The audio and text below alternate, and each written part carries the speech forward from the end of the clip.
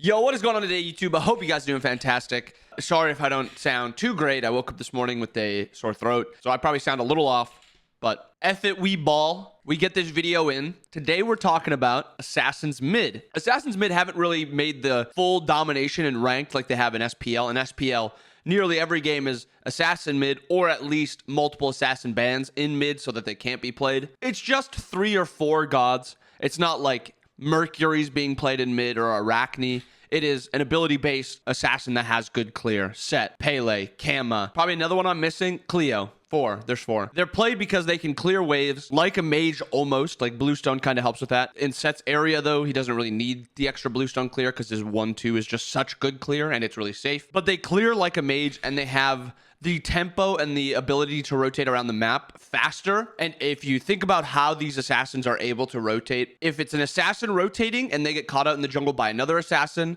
that's a 1v1 they can take, or they can just run away. If it's a mid laner rotating and they get caught out in the jungle by an assassin, it's not a 1v1 they can win, and it's not a 1v1 they can run away from, because they'll just get chased down. So that's part of like the reasoning of why assassins are being played in mid. The second thing is just the items. Items are very, very strong right now. This is Blue's Ultra. He's a really, really good stats analyst for SPL. Great content. It does all SPL stuff. Just to give you like a little rundown quick, this is patch 10.10 SPL gods and items, and it's just everything. Most contested P's and B's, most picked, most banned, and then he has gods picked by role. And this is the one that I wanted to focus on. So we have 9 Pele games, 6 Set games. We have 3 Cleo games too, who's even with these gods. I don't know entirely why these ones were the ones that were chosen, but you think about like Morgan and why she is being able to played right now, or being able to be played right now.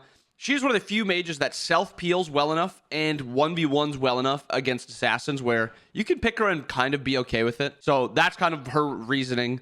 Raijin is an incredibly strong god, but he just dies to those assassins. And then all 3 of Yu Wong's games have been from Snoopy. I still don't think that he is a great candidate for mid lane meta right now, but he is being played by someone. This is just all the other stuff. Mid picks, 52% mages, a lot more mages being picked, but these 4 assassins are getting picked way more. And here are the mid lane builds. The most popular starter upgrade right now is both Bluestone and Sansa Time. Popular tier 1 item. Changes depending because some gods want to go Soul Eater, and then Trans is really good on Cleo and Set, but Pele and Kama prefer Soul Eater. It's really unique how the meta's kind of focused on these assassins in mid. I think it's for 2 reasons. I think 1, with assassins, how they play, I really don't think assassins really have that big of a weak point. They're very strong early game. You compare them to mages who are not that strong early game. They're very strong mid game. Mages not so strong mid game.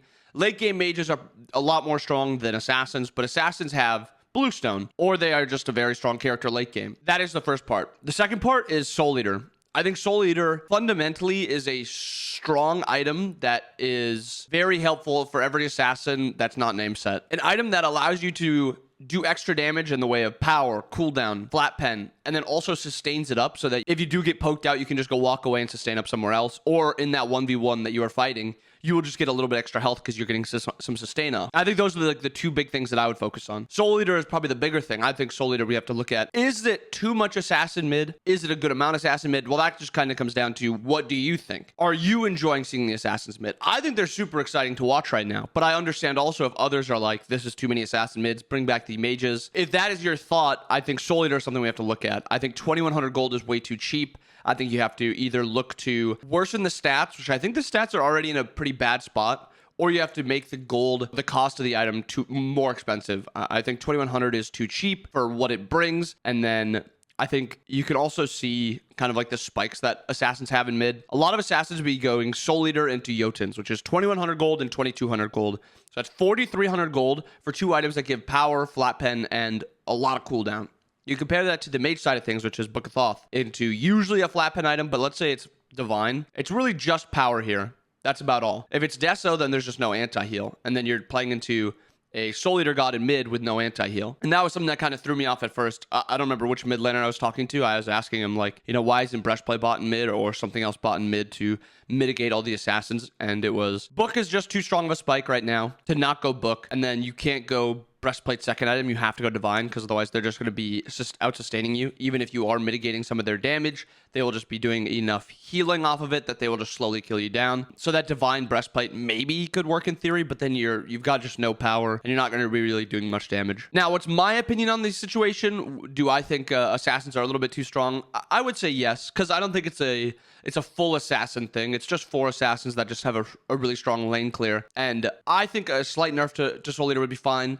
I'm also in the boat where it is exciting to watch assassins in mid. They get engaged on earlier in fights, or they used to get engaged on earlier in fights, so they want to fight a lot more often instead of mages that want to farm up. So it's more exciting kind of seeing these assassins. And I'd be fine with a little bit longer meta where we see some assassins mid, maybe in a patch or something. 2 patches. Actually, I can't even beat 2 patches because I'm pretty sure 2 patches is World's patch. But it may be a patch. They change it, make it so assassins are a little bit worse. But as of now, it's exciting to see. I like watching some of the pro players that you don't really think of as assassins players playing assassins, like Ven. Ven played so well on Pele a lot of these games. Big man on Cleo, 6, 2, and 7. It was so exciting watching these players play something that I'm not accustomed to.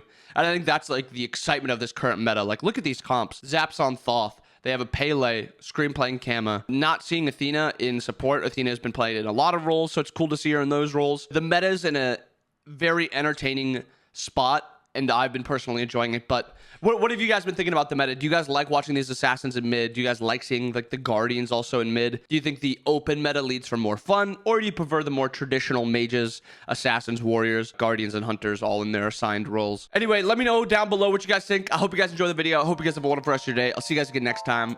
Peace.